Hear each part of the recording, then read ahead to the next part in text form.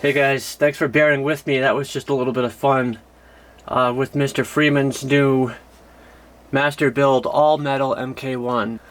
I'm super happy with, super proud of how well this guy came out.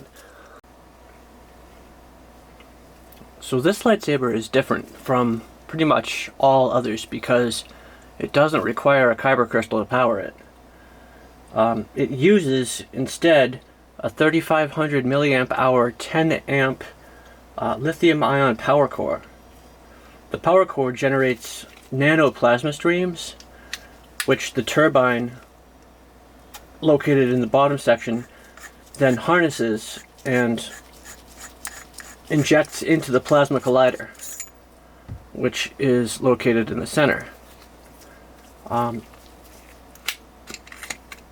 After the plasma collider takes the streams and injects them up, there's a three-phase superconducting electromagnetic centrifuge, which focuses and accelerates the plasma into a super tight beam that's approaching the speed of light.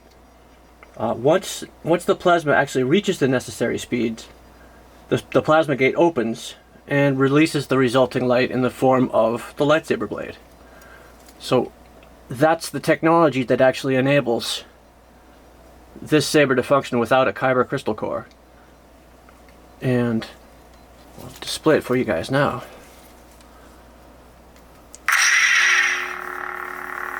Right now we've got the streams of plasma being generated by the lithium power core injected into the turbine, which is down here running and kicking off excess heat. It's a 97% efficient system, so it's not a lot of excess heat being kicked off, but as you can see, it's getting pretty hot down here. You know, the metal is to a bright bluish white color, so it's, you know, you wouldn't want to touch that. But then it's injecting and sending the plasma up into the plasma collider, and here we have the three-phase superconducting electromagnetic centrifuge operating to focus and align the plasma stream. And you can see it. Look right in there. You can actually see the plasma conducting right through that plasma collider and out the gate, and that's what's generating the blade.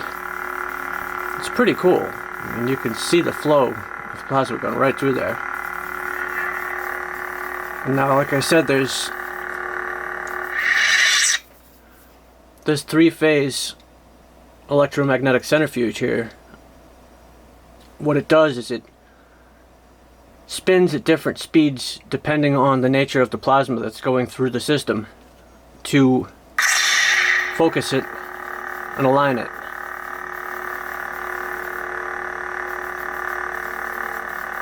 And as you can see, the centrifuge doesn't always just keep spinning. It's focusing on the specific plasma as it passes.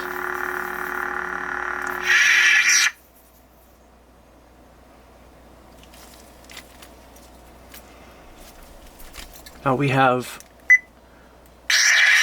in addition to what I've already explained, we have cooling system going on up here. There are two main cooling pipes that run from the lithium power core up into the front end, the emitter of the saber itself, and that's just piping cool air throughout the system to keep everything cool. And we have heat kickoff through these vents here, and also, like I said, down here on the turbine. On the flip side, you'll see that there is a nice heavy-duty solid brass radiator going on here, cooling fins, and another central pipe which is conducting, again, more cool air throughout the system. And then we have two main pipes that run up along this section here, which are actually wire conduits, running all the different micro lines from one section of the system to another, allowing it all to function.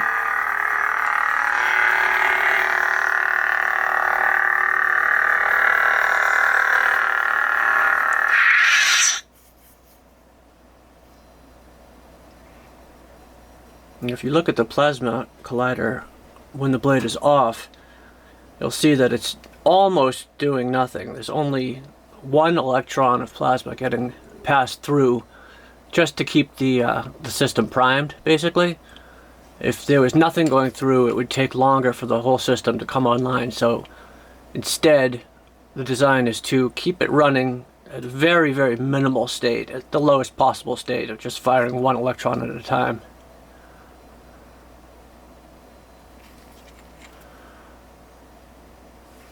And the same goes for the turbine down here. Because only one electron is being fired at a time, the cooling system is only minimally required, so you could see that it's barely throwing off any waste heat energy, just an abbreviated flash every time it releases a little bit of heat. But as soon as you turn the blade on,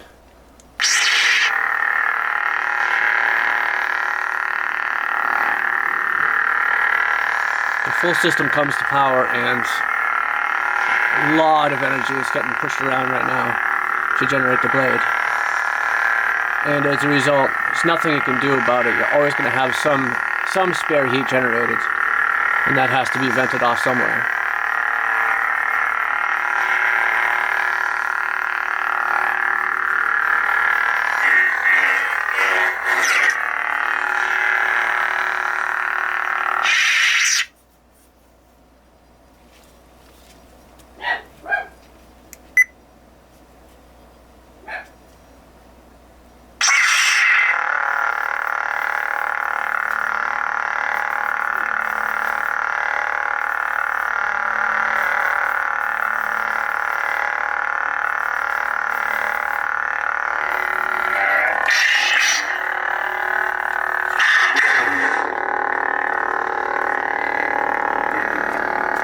Now let's close her up real quick.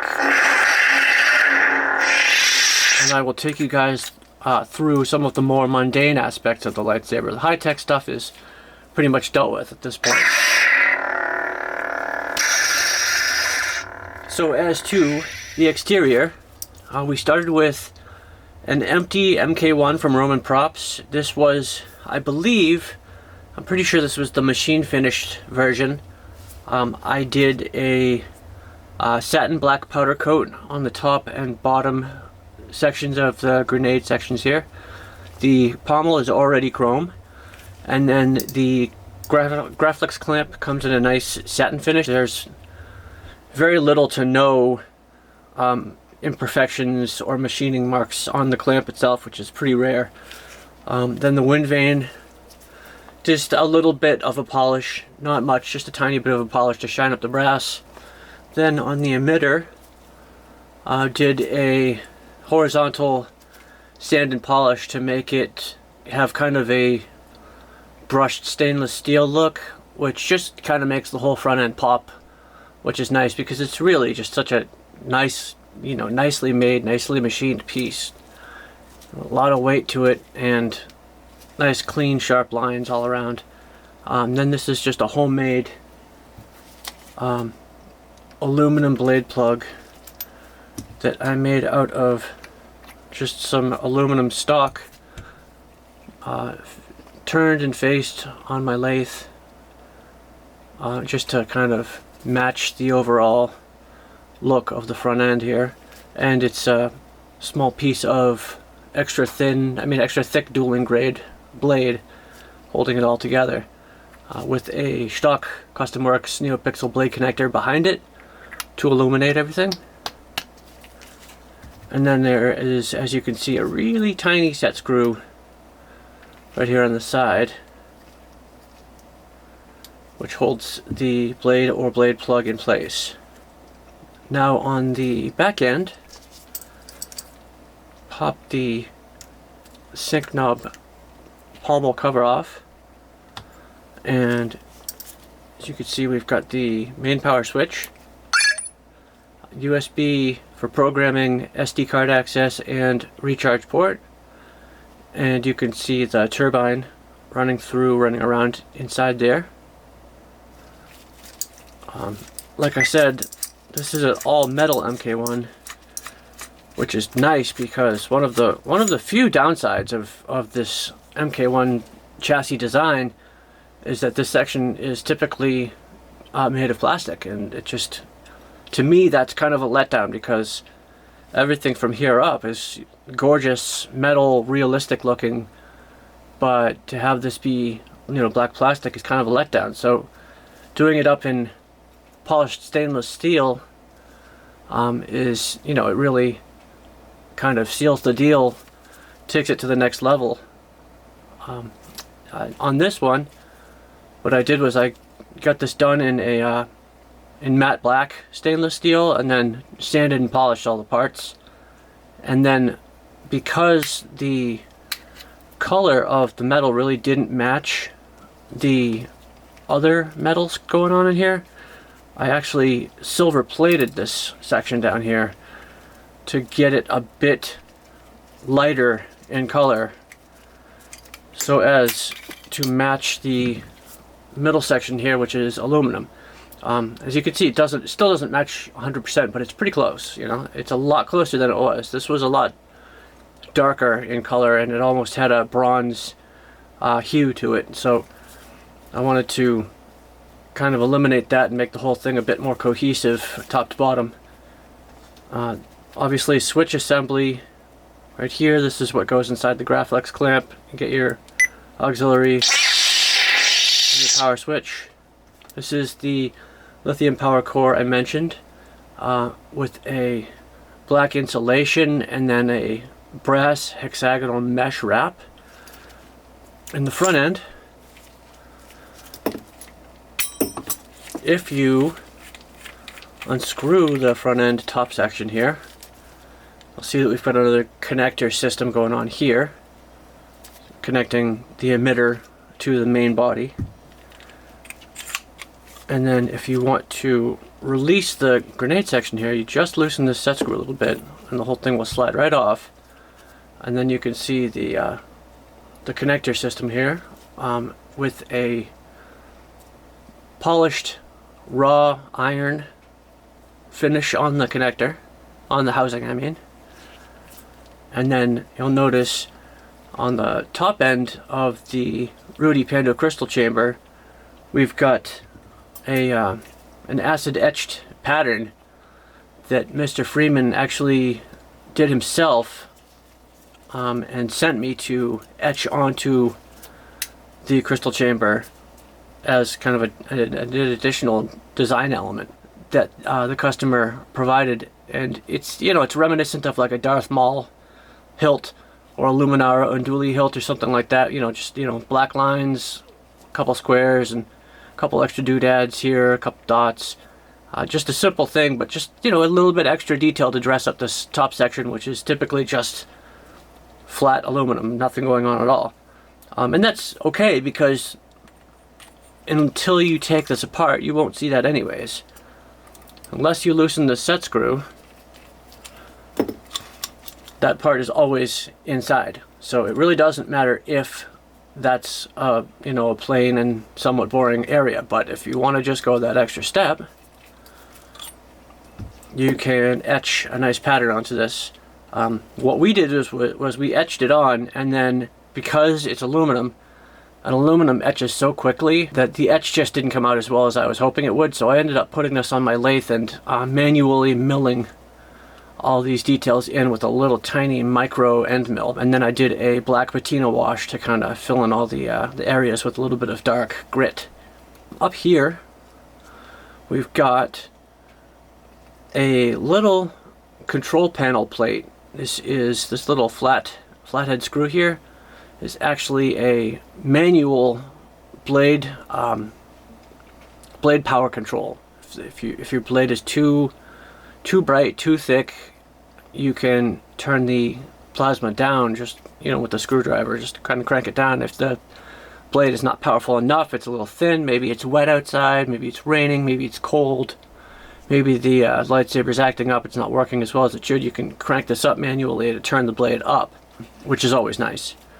And then, because I wanted to really make this lightsaber as fully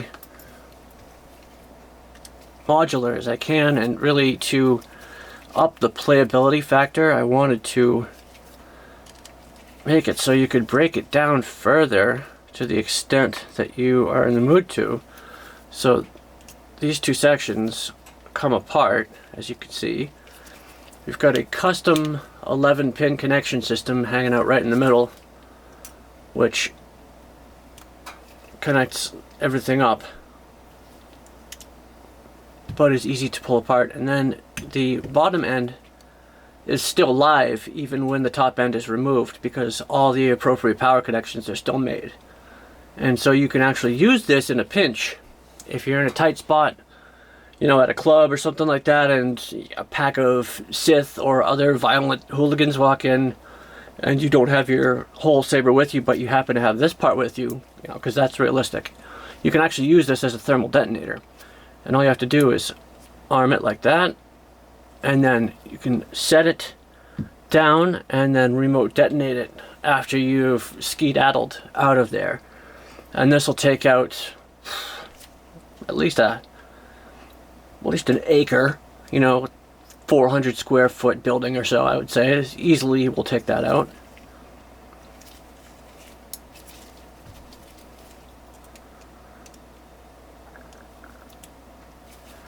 Let's quickly reassemble. And we'll run you guys through the blades. Show you guys just how quick and easy the whole reassembly process is.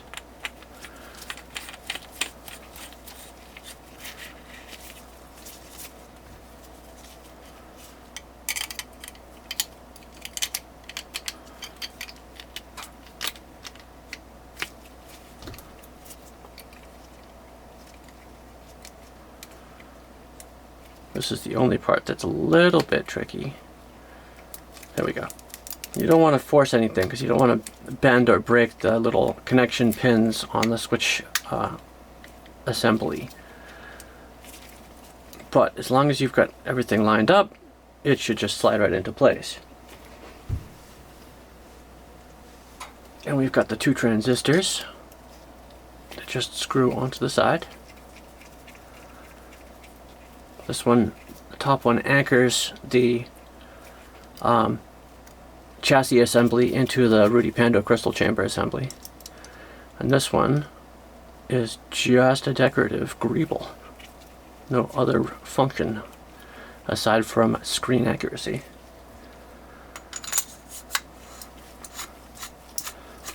And that easily got the whole thing back together again.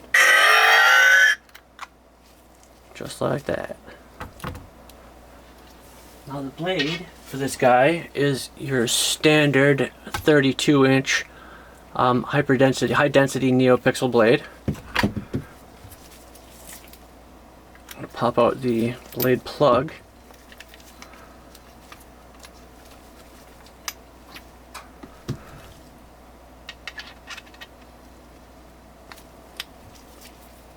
And then retighten the set screw.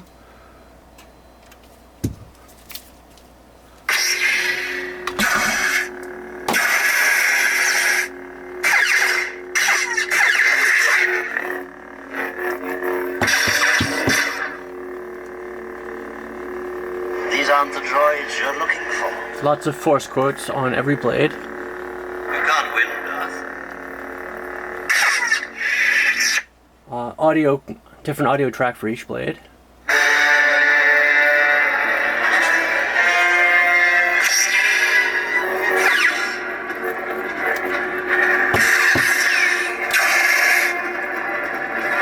These aren't the droids you're looking for.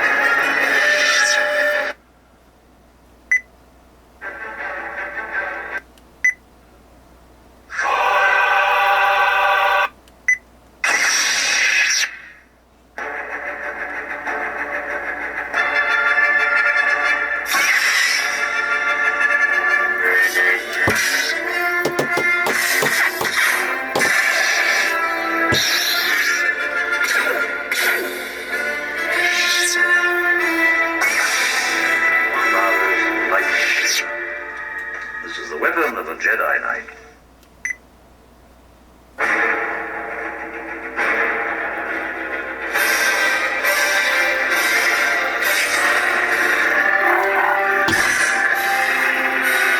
Oh, there.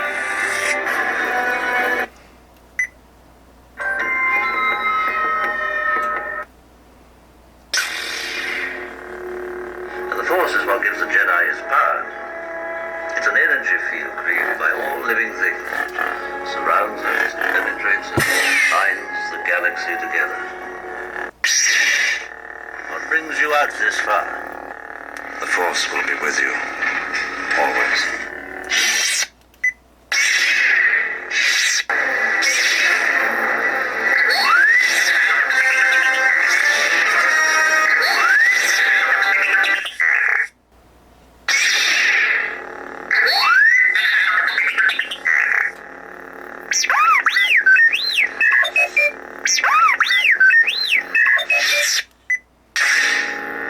These aren't the droids you're looking for.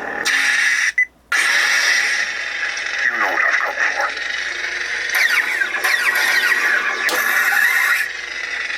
And when I kill you, I will have killed the last Jedi.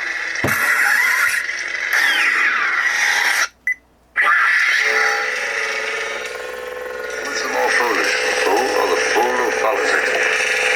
The Force will be with you. Always. You can't win, Darth. Let go of your conscious self and act on instinct.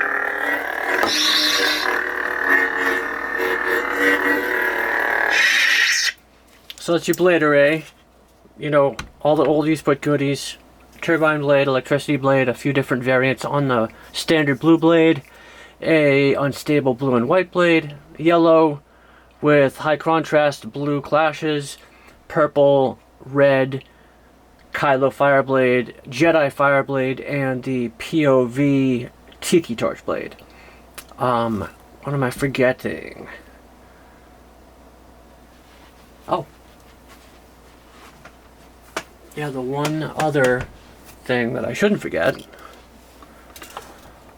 Custom case that Mr. Freeman wanted.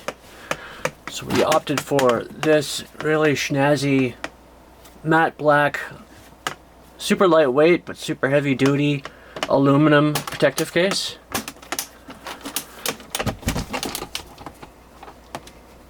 I upped the insulation myself, so as you can see there's a solid 2.5 inches of padding on the top end. The lightsaber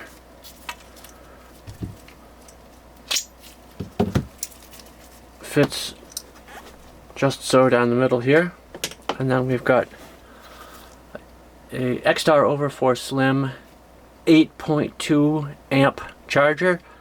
This will charge any lithium battery so long as it fits at 4.1 amps per side, so really high-end, really fast charger. This will charge this saber in 20 to 30 minutes if it's completely dead, which is crazy fast. It also does 2 amp, 1 amp, and half amp charging if you are uncomfortable with 4 amp charging. This is the power brick to connect it, and then obviously this is the plug for the power brick. This is the charging adapter, which goes like so into the charger, and then you just plug this end into the lightsaber.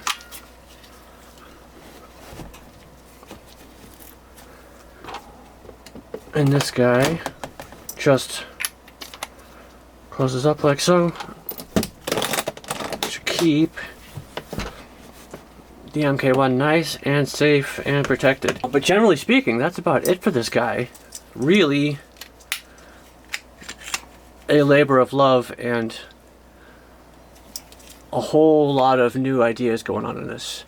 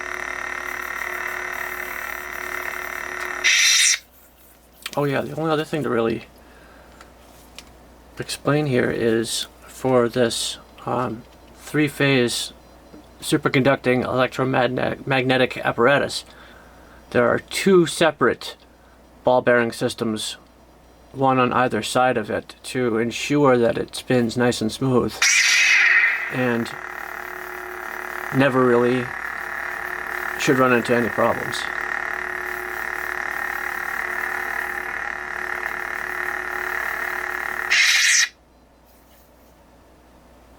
But it definitely does spin nice and smooth.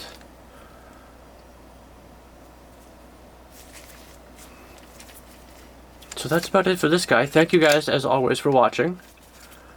Mr. Freeman, let me know what you think. If you are happy with the overall build, if there's anything you want to change, add, subtract, or tweak, let me know. And thank you guys for watching, as always. Next up is going to be a Yoda lightsaber for telly.